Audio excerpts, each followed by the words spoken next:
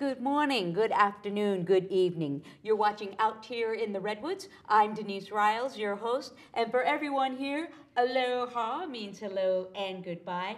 And today, ladies and gentlemen, we have another superhero. Have you seen the journal? They're looking great. We have tonight candidate for district attorney, Mr. Allan Dollison. Aloha, how are you? Aloha, Denise. Thank you for having me. You are an interesting individual. And Well, I'm glad you think that. I have a couple of pictures that I want to show. Okay. Holy moly. You with our president, Mr. Barack Obama, in fatigues. Look at that. Isn't that wonderful? And for the record, I was in fatigues. The president was in a suit. Right. And I want to know about this later on. You with Ms. Angelina Jolie. Yes. How are you feeling? This is the final stretch. It is. June 3rd is election day. It is. And you have been everywhere. I have. Talking to everybody. So you're here tonight. Let's get out some things that maybe you have yet to say. You are a man in from Los Angeles. When did you get here? I arrived in Humboldt County in 2006, so I've lived here about almost 8 years. Nice. And most of that time I spent working in the Humboldt County District Attorney's Office. I served there for about 6.25 years and did many serious cases: rape, robbery, sexually violent predator, murder. My case, my claim to fame, it's always amazed me how many people still remember it, was a violent marijuana robbery in McKinleyville that led to a chase on 299 between the suspects and law enforcement when the suspects started to shoot at the law enforcement that was pursuing them with both an AK-47 and then later on a Glock 45. Oh my goodness. Ultimately, the driver shot and killed the passenger and then tried to kill himself and then crashed 175 feet below. Holy So moly. he was convicted of murder, 2 counts of attempted murder, and 6 other felonies. And he's serving 68 years and 8 months in state prison and then 3 consecutive life terms. Whoa, that's a mouthful. Yes, it is. So can I ask, you're a family man. I am. Why are you in the ring? I'm in the ring for that very reason. This is my home. I've made it my home. I plan to stay here. And I'm very concerned about the safety and security of my family and everybody else's family. I think crime has run rampant and is out of control. I think, when you consider that we started off the new year with the murder of a Catholic priest after somebody had been released in the middle of the night from the jail when he didn't have to be, and then just the kind of nonstop crime spree. Most recently, we had a double murder literally across the street from where I live, and I live on the good side of town where supposedly there's less crime, but crime just has really taken control. And I think that that's caused people to be very, very upset about this situation. And I think that they know that something needs to be done. And so I'm offering my solutions and what I see the problems based upon my years of experience working in the office and my almost 20 years in the criminal justice field where I've done both jobs. I've been both a public defender and I've been a prosecutor. So I'm very proud. I think I have good balance and good skills that I can bring to bear and hopefully reform that office and turn justice around here in Humboldt County. Let's be specific. Okay. I was talking with Arnie Klein, and he says, I want to protect you. Right. How can you do that? How can you protect me from who you just talked about? Well, very simply. The first problem right now is the DA's office is dramatically understaffed, underfunded, and under-resourced. I knew it when I was there.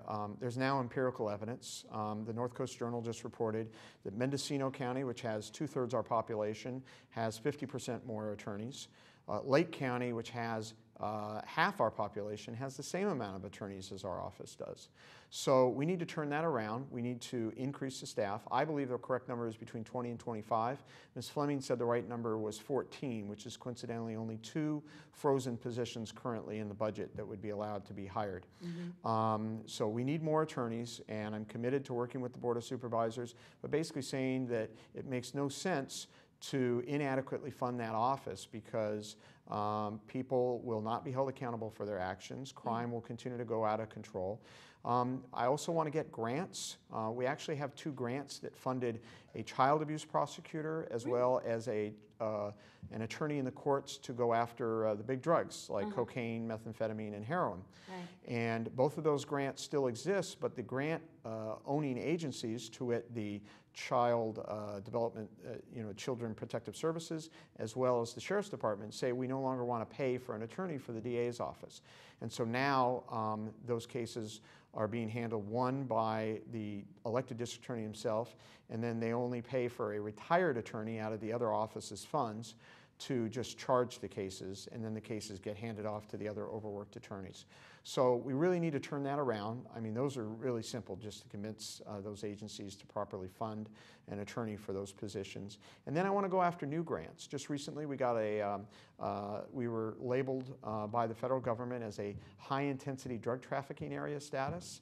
And that's nice. Yes, and my answer to that was, a long time coming. And that's not just about marijuana, although certainly, obviously, there's, a heavy marijuana presence here in the county. Yeah. But it really goes after the methamphetamine and the heroin.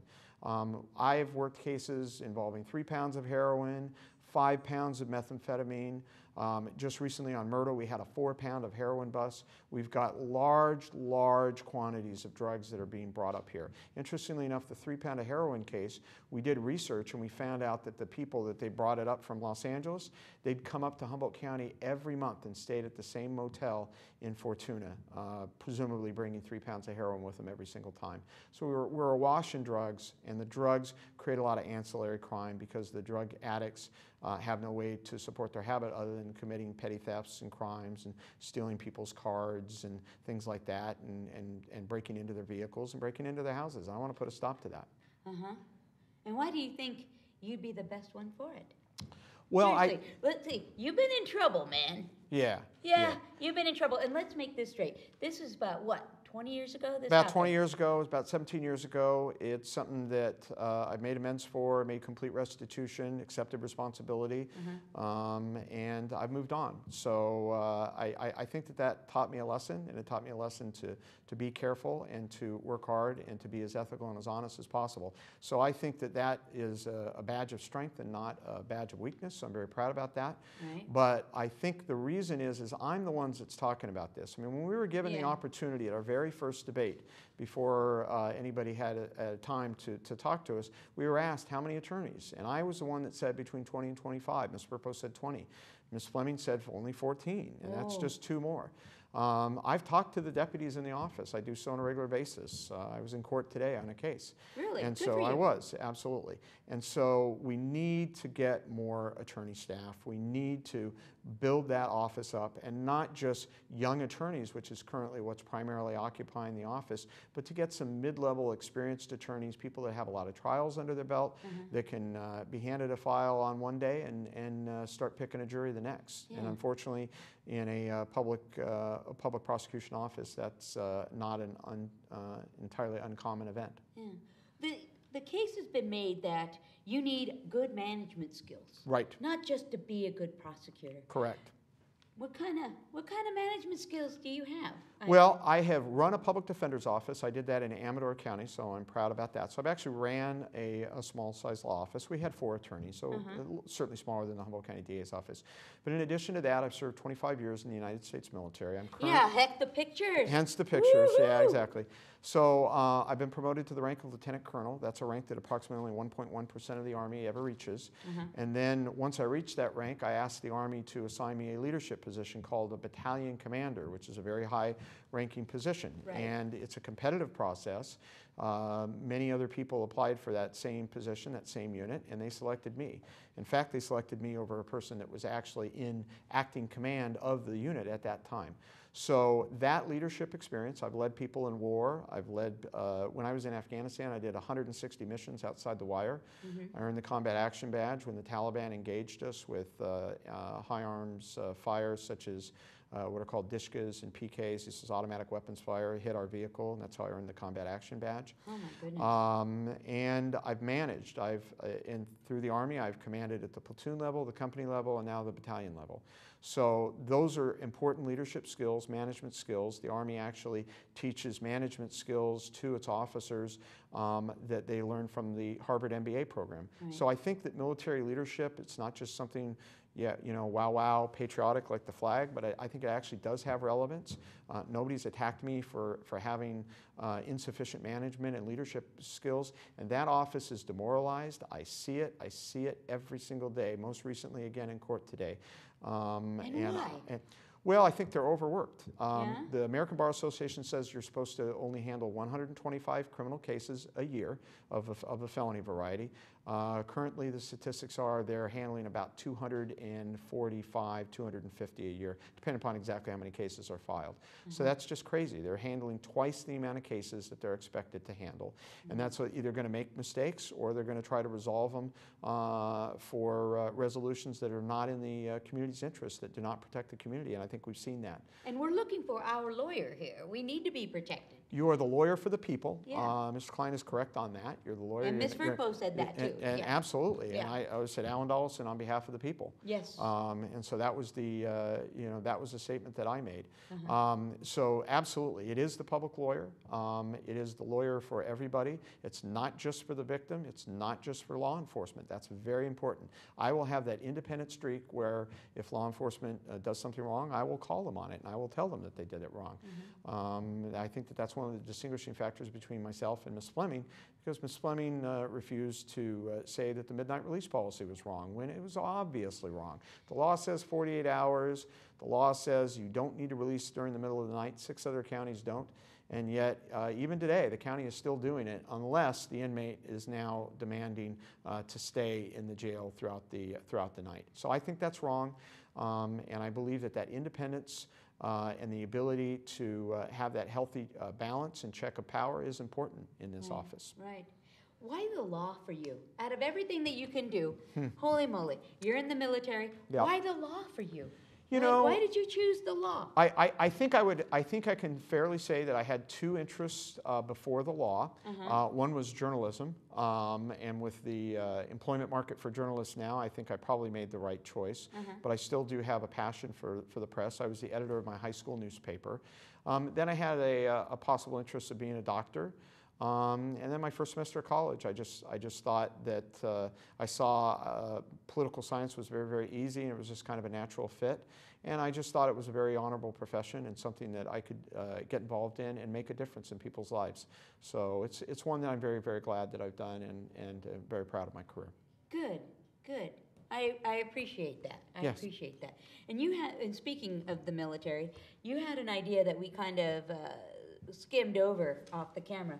Is some of those people that you were talking about with methamphetamines are maybe your men and women at arms, your fellow combat. Yes. What are you going to do about them? How, as a military man and a lawyer, how are you going to help your fellow and lady? That's a great question. I'm committed to this. I'm going to set up a veterans treatments court. It'll be at no expense to the county. The Veterans Administration will help fund this. There's grants that are available. Many counties have set them up. Sonoma County to our south, Santa Clara, and San Luis Obispo. In fact, there's a candidate for DA down in San Luis Obispo, and he's touting the fact that he was able to create one in their office, and that's one of his platforms. So the veterans are under the law, under most circumstances, are entitled to some sort of special preference and special treatment. So the mechanism is already there. We just need to set up a court where their cases are being compared and heard with other veterans. And it doesn't mean an extra courtroom. It doesn't mean an extra judge. Basically, the court would have to carve a couple hours out of its calendar, per month to hear all of the Veterans Treatment Court cases. So I'm absolutely committed to that. There is a problem. There will be a bigger problem as more and more of our veterans from Iraq and Afghanistan return home. And I'm the only candidate that is calling for this. I'm the only candidate candidate that has looked into this, researched it. I've developed those connections. I'll reach out to that fellow down in San Luis Obispo if I'm elected to find out exactly how he did it, and I'll be very, very proud of that because I think it'll play a role, and not just for Iraq and Afghanistan veterans. We have veterans from Vietnam that are still unfortunately getting in trouble, and so I've just helped an Iraq veteran and was successful in getting him probation, and now we're getting him into a program down in Napa County. So I'm very proud about that, but I had to reach outside the system for that, whereas if we get a Veterans Treatment Court, we'll get those service providers, we'll get those experts, they'll be able to reach out, they'll know those different programs, and we'll be able to help them. I'm absolutely committed to this. Suggested this to Mr. Gallegos, and he rebuffed me and said, I'm not interested in doing that. So really? I'm interested in doing it. I'm going to make it happen. Oh, wonderful. I really appreciate that idea. Yeah. And his name has come up many times about, that the office under his rule is, demoralized and everything like that. Right. But not everything is bad. We kind of talked about this. Is there some things that are working that you would keep that he put in place? And what would you change in there, first off? He did computerize the office. I think that's one of the things that he deserves credit. There was a record-keeping system where they were typed onto little index cards, and he changed that and put in a computer system. Unfortunately, he just recently bought a computer system, fairly expensive amount of money, that now is determined to not be working because it's not being able to pull data and statistics, which is what you really need to fight crime. Chief Andy Mills here in Eureka is committed to that. So now they're looking at buying a new computer program. So I certainly would do that. He had the right idea to have vertical prosecutors, and the problem is we lost all the vertical prosecutors. We lost the child abuse prosecutor. We lost the drug prosecutor. We lost a commitment to have a vertical domestic violence prosecutor. Let me explain that because people might not understand. A vertical prosecutor is somebody that will be handling the case from the moment the police report comes into the office to the time of sentencing in the case. And so they handle it, and then they handle only those types of cases. So they develop specialization, they develop unique knowledge and skills, and I think it's very important that we get back to these positions. Many other offices have them. Today the office basically has none of these positions, and I think that that's a mistake. They do have one for auto insurance fraud, but I think child abuse and dangerous white drugs are worse than auto insurance fraud. Yes. Oh, that's funny. Yes.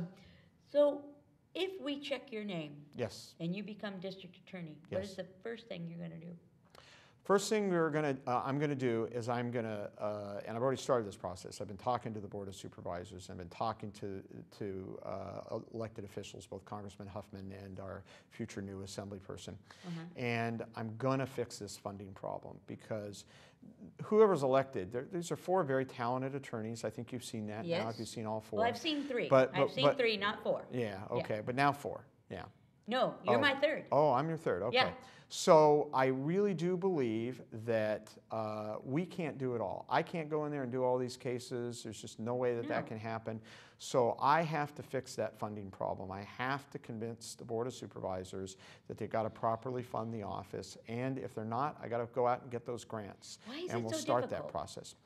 Well, they're making why is it so difficult? They're making a policy decision to fund the office at a lower level.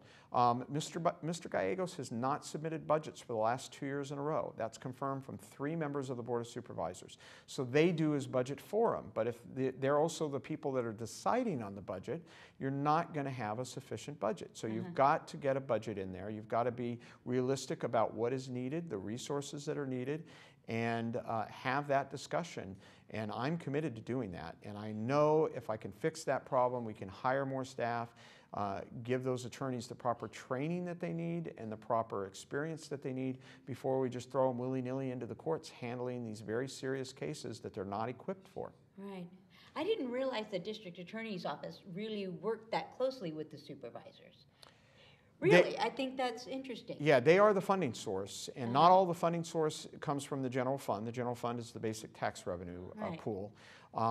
It used to be 40% of the funding comes from the general fund, now 50% of the funding. That's because those grants have been lost. So I'm going to get those grants back, but I'm still going to insist on keeping that higher as high a level as possible of that general fund funding. I'll look everywhere, and there's no doubt in my mind that there's fat in that budget. Maybe there's some things that we can take a look at. So before I go and ask for more money, I'm going to make sure that we don't have a budget for certain line items that is not being used and is not being spent before I go and ask for more money. But that'll be a whole part of the process. So I really have a 4-part attack at this problem, which I'm convinced if I can fix it, I can fix some symptoms of the office and have better justice here. Yeah, and you're going to have to really work with our men and women in blue. Absolutely. Our finest. Right. How is your rapport with these guys? And if there's not, how are you going to develop a good rapport with these guys and ladies? I got along very, very well with law enforcement. One of the first things that was very intuitive to me when I first joined the office is I would, when I would resolve a case there in the morning, when it was being called for what is called preliminary hearing, I would sit down and I would explain to them what my thoughts were, and I would also seek their input. And they would always say to me, "So, wow, this is really great. Nobody ever does this."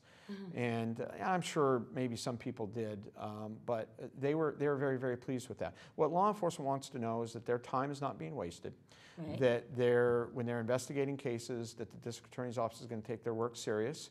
And if there's problems with their work, they want to know that because they want to learn how to perform their jobs and their tasks better. So I'm absolutely committed to doing that. I'm absolutely committed to having a working relationship, but I want to work with law enforcement, but not for law enforcement.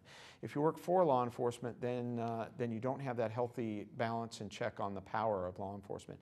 And I think that would be a mistake. But I will have that good line of communication and that good relationship as much as possible. But know that the district attorney and the prosecutor, they have a higher burden and they have a higher responsibility. And they represent everybody. Right. What's the hardest thing for you as a prosecutor? Really? I think the hardest thing is obviously that commitment to go to trial, because that is when you look at a case and you are determined to prove that case beyond a reasonable doubt. And that's tough in Humboldt County. The jury pool sometimes is skeptical, and there's a lot of people in the community that don't think very highly of law enforcement. I mean, I'm going to be very blunt about that, and that's unfortunate. Right. So it's your job to educate them, and it's your job to show that law enforcement is doing everything possible to protect them. But it's making that decision and knowing when. But the other point of that is if you feel you can prove your case beyond a reasonable doubt, and that is the only way that you're going to get justice, then you need to do that. And I'm committed to taking cases to trial.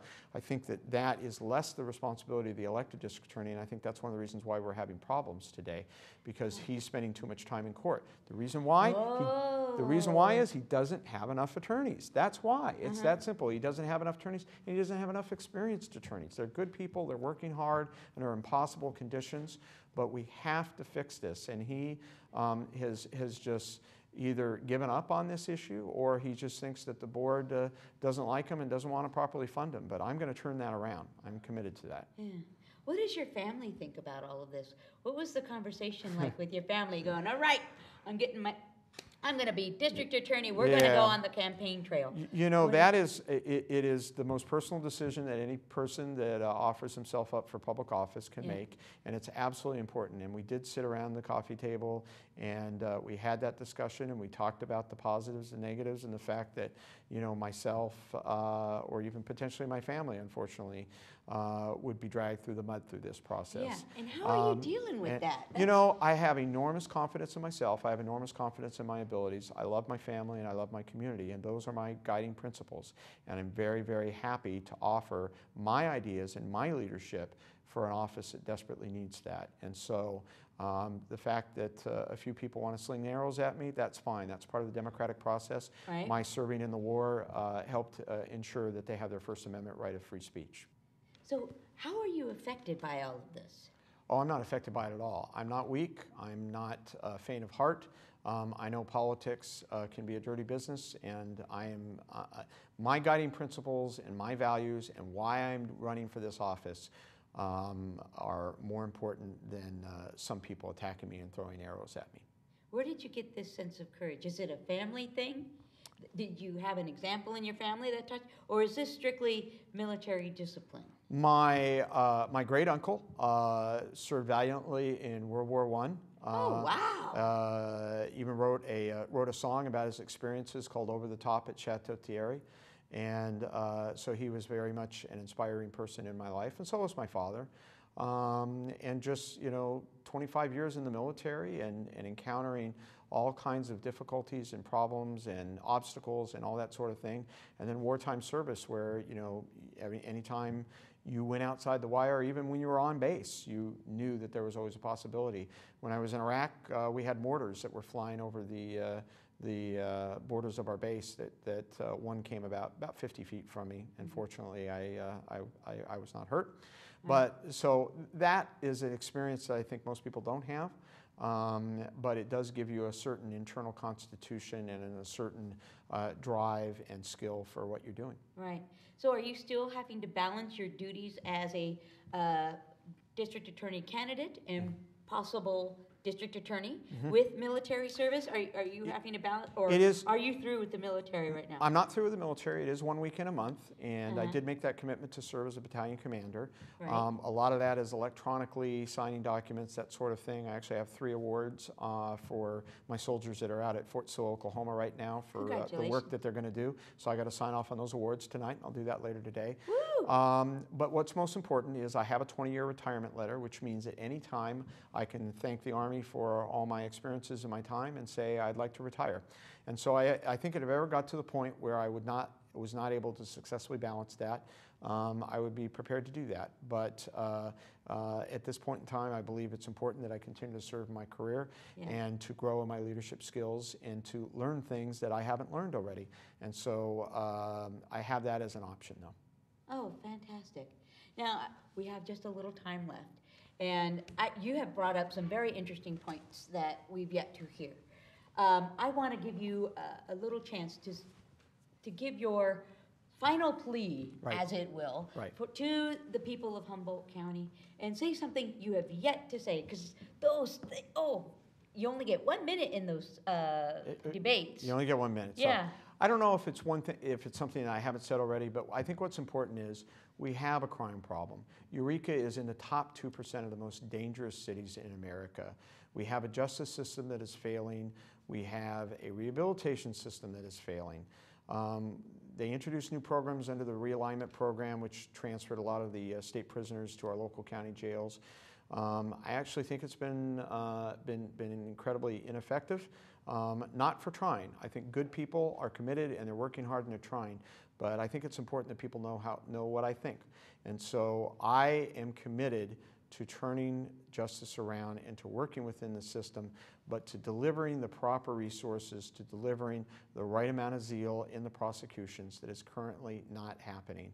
And it's not just my opinion. I have prosecutor friends that tell me that. I have defense attorney friends, both public and private, that are committed to changing this system.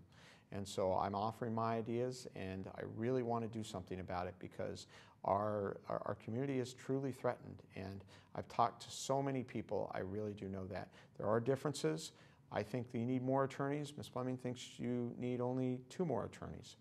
And the midnight release and also my leadership skills. And I'm about to be running an ad on issues regarding her management of the child abuse services team, the child abuse prosecution team. There was a grand jury report. And so I'm going to highlight some of those differences. But I am a serious candidate. I offer serious solutions, and I offer the zeal and the commitment and a lifetime of hard work and dedicated effort to show you who I am and what I am about. Well, thank you for stopping by. Ladies and gentlemen, you've been watching Out Here in the Redwoods. I'm Denise Riles with Mr. Allan Dollison for District Attorney. Thank you very much, and good luck with everything. Thank you. Aloha means hello and goodbye. See you next time.